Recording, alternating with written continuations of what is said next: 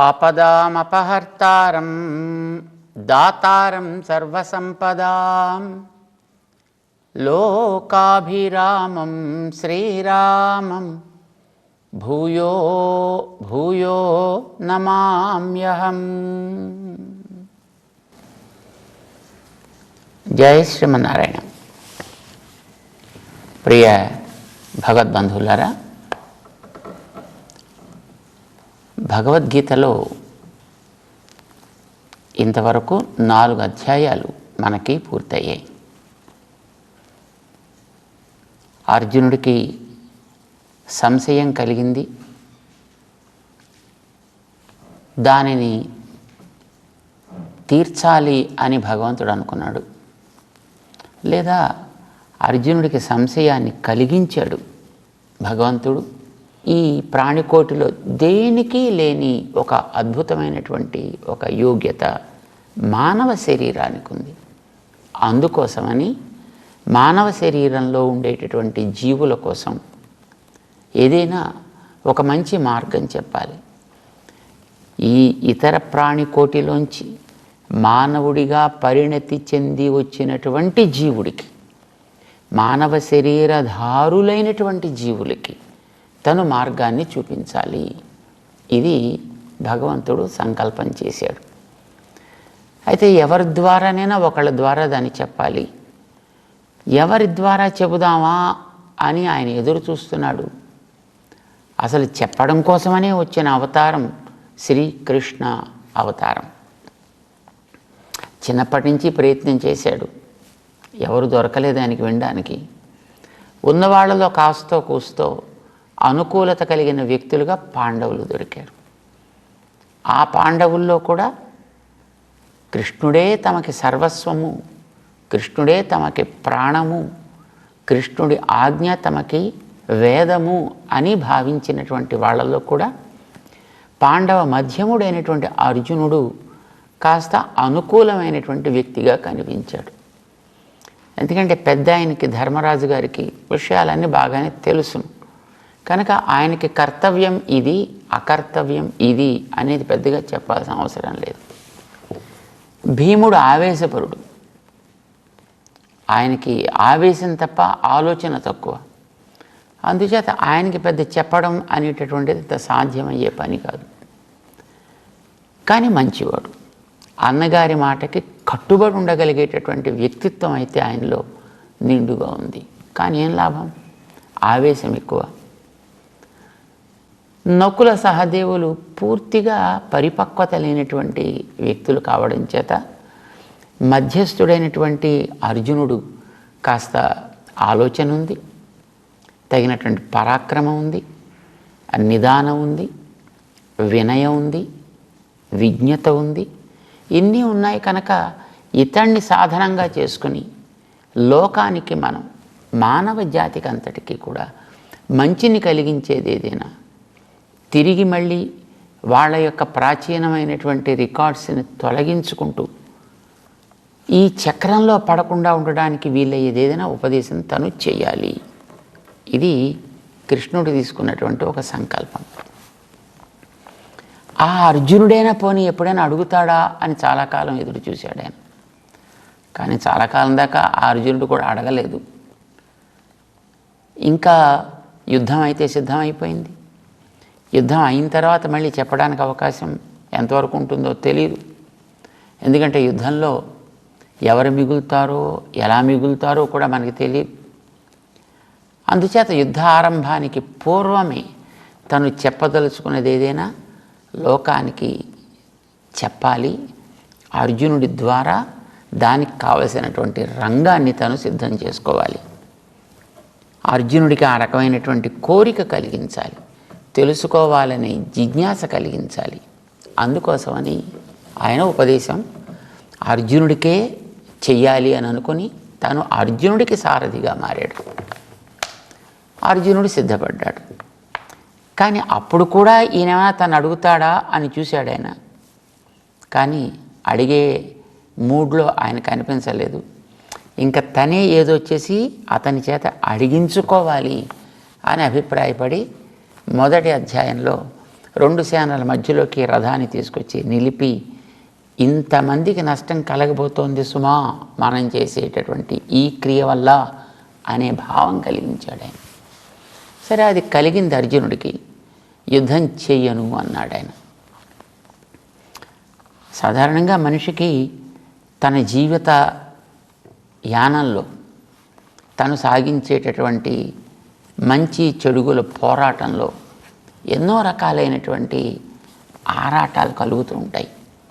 ఇది చెయ్యాలా, ఇది మానాలా, ఇలా చెయ్యాలా, ఇలా మానాలా, ఎన్నో రకాల సంశయాలు కలుగుతాయి. కనుక ఈ యుద్ధాన్ని ఆధారం చేసుకుని జీవన యుద్ధానికి కావలసినటువంటి సూక్తులేవో తను అందించాలి.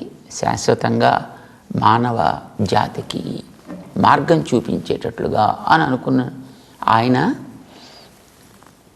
తెలియవలసిందేమిటి? లోపల ఉండేటటువంటి జీవుడు ఎప్పుడూ మంచిగానే ఉంటాడు. కానీ వాడికి పైన ఏర్పడ్డటువంటి శరీరం దానికి ఉండేటటువంటి పూర్వపు వాసనలని బట్టి వీడి చేత రకరకాలైనటువంటి పనులు చేయిస్తూ ఉంటుంది. కనుక చేసేటటువంటి పని, తనకు ఉండేటటువంటి కర్తవ్యం, అది శరీరానికి సంబంధించినది. దాన్ని తను సరి అయినటువంటి పద్ధతిలో చేయాలి. రెండవది, లోపల ఉండేటటువంటి తాను ఎట్లాంటి వాడో ఒక స్పష్టత కూడా తనకి కలిగి ఉండాలి. శరీరంలోకి తాను ఎందుకు వచ్చాడో కూడా తెలియాలి, ఎలా వచ్చాడో కూడా తెలియాలి. శరీరంలోకి తనని తీసుకొచ్చి పెట్టినవాడు ఒకడు ఉన్నాడనే విషయం కూడా తెలియాలి. ఇది తనకి చెప్పాలి. అందుకోసమని ఉపదేశం ప్రారంభం చేశాడు 2వ అధ్యాయంలో 12వ శ్లోకం దగ్గర నుంచి. మొట్టమొదట శరీరము ఆత్మ అనేవి రెండు వేరువేరు వస్తువులయ్యా అని చూపించాలి.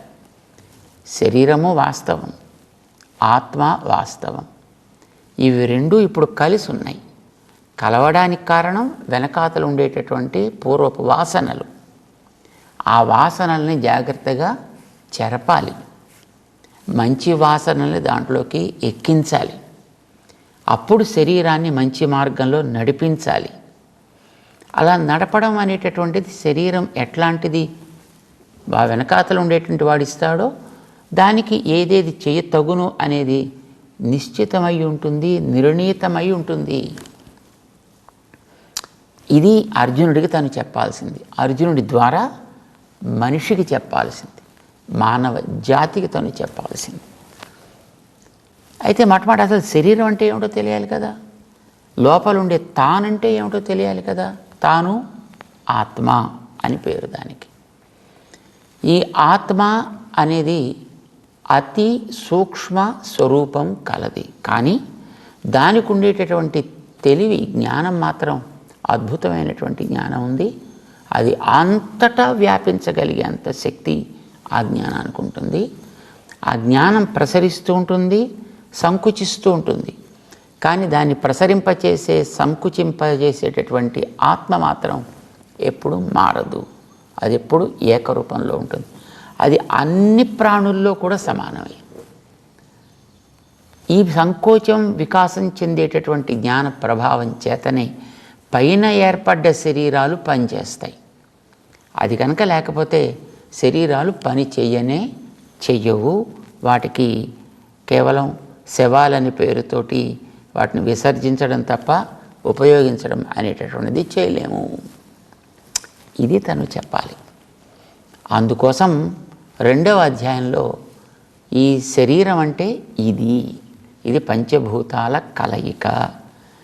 ఇది ఆత్మకి వాడి గతంలో ఉండేటటువంటి వాసనల ప్రభావం చేత, వాడి జ్ఞానంలో అంటుకున్నటువంటి వాసనల ప్రభావం చేత ఏర్పడ్డది. కనుక దీన్ని జాగ్రత్తగా పని చేయడానికి వాడాలి సుమా, పని చెయ్యటానికి వాడాలి. ఆ చేసే పనికే కర్మ అని పేరు. చేసేటటువంటి వాడు వెనకాతలు ఉండేటువంటి జీవుడు లేక ఆత్మ. వాడికి ఉండేటటువంటిది జ్ఞానము. ఆ జ్ఞానాన్ని వాడు ప్రసరింపచేస్తూ ఈ శరీరాన్ని పని చేస్తాడు. శరీరం పనిచేయడానికి లోపల ఒక 3 సాధనాలని పెట్టాడు ఆయన. ఏమిటవి? ఒకటి మనస్సు, రెండు ఈ మనస్సు ద్వారా ప్రసరించేటటువంటి జ్ఞానాన్ని అందుకుంటూ శరీరం ద్వారా పనిచేయించేటటువంటి ఇంద్రియ సమూహము. సో ఇంద్రియాలు, మనస్సు అనేవి లోపల ఉంటాయి. ఈ మనస్సు చెయ్యాల్సినటువంటి దానికి సంబంధించినటువంటి ఒక నిశ్చయాన్ని కలిగితే దానికి బుద్ధి అని పేరు పెట్టాడు దాన్ని. సో ఈ బుద్ధిగా మారినటువంటి మనస్సు ఇంద్రియాలని సరి అయిన మార్గంలో నడిపిస్తూ శరీరంతో చేయాల్సినటువంటి కర్తవ్యాన్ని ఆచరించినట్లయితే ఇది తన యొక్క విడుదల కోసం ఏర్పడ్డ సాధనము అని గుర్తిస్తే దానికి ఒక పేరు పెట్టాడు ఆయన. దానికి ఒక నిశ్చయాత్మక బుద్ధి అని పేరు పెట్టాడు దాన్ని. వ్యవసాయాత్మిక బుద్ధి. ఇది కలగాలయా నీకు. ఇది కలిగేటంత వరకు నువ్వు మిగతావి ఎన్ని చేసినా అవన్నీ కూడా మళ్ళీ మళ్ళీ నిన్ను తిప్పడానికి ఈ చక్రంలో ఉపయోగపడేవే. ఈ నిశ్చయాత్మక బుద్ధి అనేది కనుక నీకు కలిగిందా, ఇందులోంచి నువ్వు బయటపడటానికి దారి సుగమమైంది అని అర్థం. ఇది తెలుసుకో. ఈ నిశ్చయం అనేటటువంటిది ఎంత స్థిరంగా ఏర్పడితే నీకు అంత సుఖం. ఆ స్థిరంగా ఏర్పడడం అనే దానికి స్థిత ప్రజ్ఞత అని పేరు పెట్టాడు. స్థిత ప్రజ్ఞ దశ, అందులో కొన్ని రకాలు చెప్పాడు. ఈ జ్ఞానం అనేది స్థిరంగా నిలబడేటట్టుగా నువ్వు బుద్ధిమంతుడవైతే అప్పుడు నీ మనస్సు, ఇంద్రియాలు నీ శరీరంతో సవ్యంగా పనిచేయిస్తూ గతంలో ఉండే వాసనల్ని జాగ్రత్తగా తుడిచి శుద్ధి చేసి మంచి వాసనలు ఇప్పుడు నువ్వు చేసే పనుల వల్ల ఏర్పడేటట్టు చేస్తాయి. అది నీకు ఏర్పడేటువంటి స్థిర బుద్ధి చేత, స్థిత ప్రజ్ఞత చేత, వ్యవసాయాత్మిక బుద్ధి చేత ఇవి ఏర్పడితే అది నీకు శ్రేయస్కరమయ్యా. శరీరం ఉన్నంత వరకు నేను జాగ్రత్తగా నడిపిస్తాయి. తర్వాత మళ్ళీ కొత్త శరీరాలు రాకుండా ఉండేట్టు చేస్తుంది అది. ఇది మంచి జ్ఞానము. కనుక ఈ జ్ఞానం ఎంత ఇంపార్టెంటో తెలుసుకో, ఈ జ్ఞానం ఎంత ప్రధానమో తెలుసుకో. ఇది నీకు ఇప్పుడే కలిగితే మంచిది. ఒకవేళ ఇప్పుడు కలగకపోతే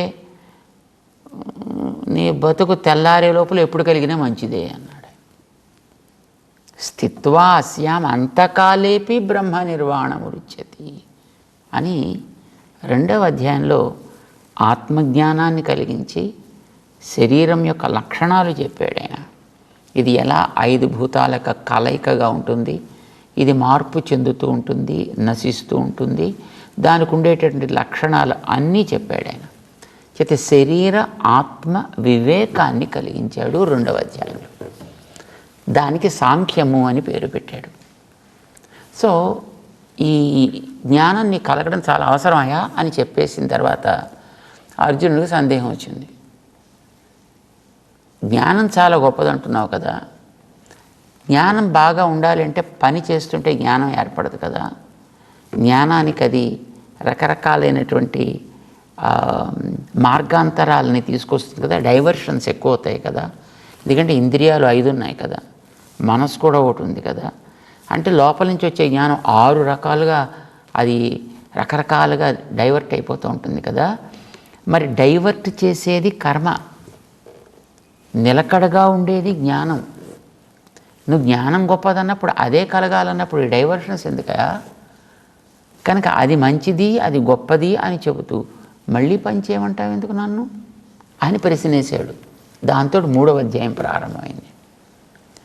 ఆ 3వ అధ్యాయం ప్రారంభం చేసి దాంట్లో ఈ చేసేటటువంటి పని యొక్క అవసరం ఎంతటిది అని చెప్పాల్సి వచ్చింది. జ్ఞానం గొప్పదే, కానీ జ్ఞానం కోసం కాదురా బాబు, జ్ఞానం పని చేయించడం కోసం రా అని చెప్పాల్సి వచ్చింది. డబ్బులు సంపాదిస్తాం దేనికి? డబ్బులు తినడానికి కాదు, డబ్బుల వల్ల తిండి సంపాదించి జీవితాన్ని గడపడం కోసం. డబ్బులు అవసరమే, కానీ డబ్బుల కోసం కాదు కదా. బంగారం మంచిదే, కానీ బంగారం కోసం కాదు కదా. బంగారం మరొకదాన్ని నీకు అందించడం కోసం. ధనం అనేటటువంటిది నీకు కావలసినటువంటి ఇతర అవసరాలని తీర్చడం కోసం ఉపయోగపడితే ఆ ధనం సార్థకం తప్ప, లేకపోతే ఆ ధనం వల్ల ఏ ప్రయోజనం లేదు. అది ఎక్కడో నేల మాళిగల్లో పురుగుల మధ్య ఉండడానికి మాత్రమే పనికొస్తుంది. ఇదివరకు ఎప్పుడు అలా ధనరాశులు దాచేవారు అని అంటుంటారు కదా, ఎక్కడో నిక్షేపాలు, నిధులు నిక్షేపాలు అంటుంటారు. ఎవరికి ప్రయోజనం దానివల్ల? ఏమిటి ఉపయోగం దానివల్ల? సంపాదించాడు ఎవడో, కానీ పెట్టుకున్నాడు అక్కడ, వాడికి ఉపయోగపడాల. అలాగా జ్ఞానం అనేది ఒక నిధి.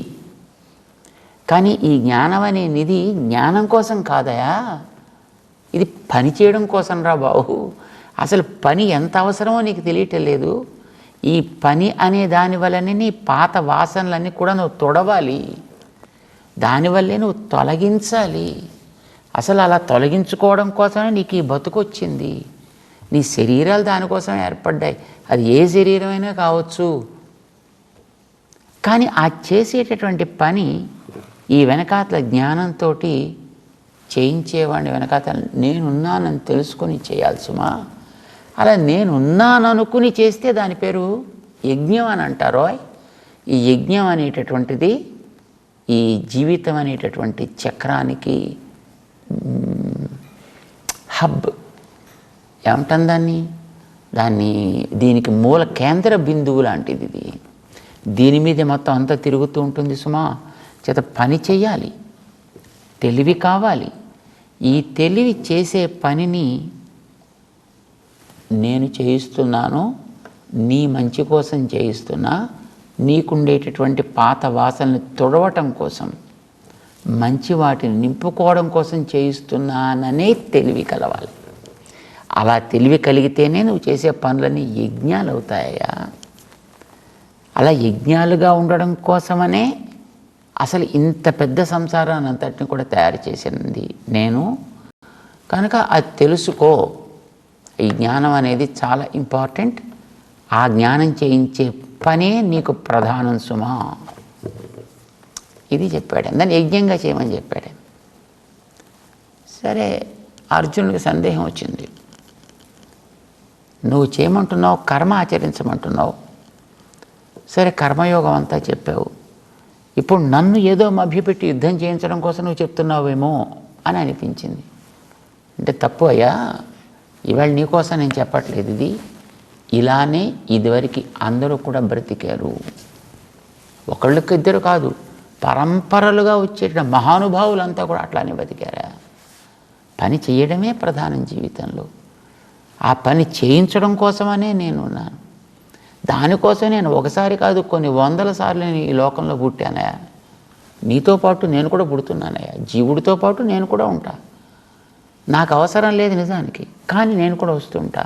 ఎందుకంటే వాడిని తరింప చెయ్యాలి కనుక అని తన యొక్క పుట్టుకకి రహస్యం ఏమిటో అవతార రహస్య జ్ఞానం అని అంటారు. ఈ అవతార రహస్య జ్ఞానాన్ని కలిగించడం కోసం ఇంకో అధ్యాయం ప్రారంభించాల్సి వచ్చింది. అది 4వ అధ్యాయం. ఆ 4వ అధ్యాయంలో ఆ వెనకాతలు ఉండాల్సినటువంటి ఆ తెలివి, ఇది పని చేయించడం కోసం ఎలా ఉండాలో దాన్ని చెప్పాల్సి వచ్చింది. ఆ తెలివితో తను చేసే పనులు ఎలా మారతాయో. కొన్ని కర్మలు అంటాం మనం ఉత్తినే చేస్తే, కొన్ని అకర్మలు అంటాం వాటిని అంటించుకోకుండా చేస్తే. అలా చేసేవి ఎన్నో రకాలు ఉన్నాయి, వాటిని వికర్మలు అంటాం. కర్మ, అకర్మ, వికర్మ ఇవన్నీ కూడా వెనకాతలు ఉండే నడిపే జ్ఞానం వల్ల కలిగేటువంటి మార్పులు సుమా. ఇలాంటివి ఎన్నున్నాయో సుమా అని వాటన్నిటి వివరాలు ఇచ్చేసాడు ఆయన.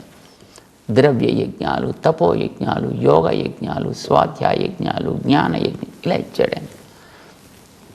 ఇన్ని రకాలుగా ఇప్పుడు ఈ శరీరాలతో చేసే పనులన్నీ ఉన్నాయో, ఇన్ని రకాలుగా మార్చేది వెనకాతల జ్ఞానం. చాలా గొప్పది సుమా. అంచేత దాన్ని నువ్వు మర్చిపోకూడదు, దీన్ని వదలకూడదు. ఈ జ్ఞానం అనేది ఒక పడవ, అది ఒక కత్తి, అది ఒక నిప్పు.